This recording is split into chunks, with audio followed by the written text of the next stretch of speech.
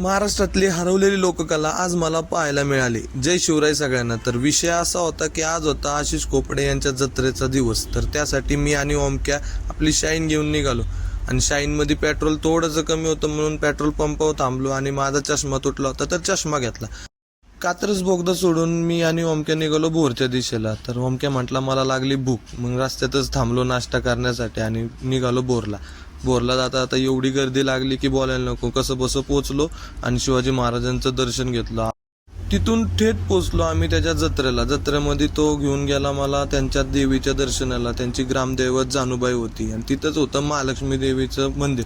महालक्ष्मी देवी पण असली मस्त सजवली होती की बोलायलाच नको. एकदम मन तृप्त झालं आणि आम्ही अशी तिथं बाहेर सेल्फी वगैरे घेतल्या आणि तो घेऊन गेला तमाशाचं पड बघायला. आणि तमाशा पडसोबत एक लोककला त्यांनी सादर केली होती आणि एक नंबर होती ती बघा. आणि सगळं त्याचा पाहुणचार घेतला आणि आम्ही निघालो आमच्या घरी.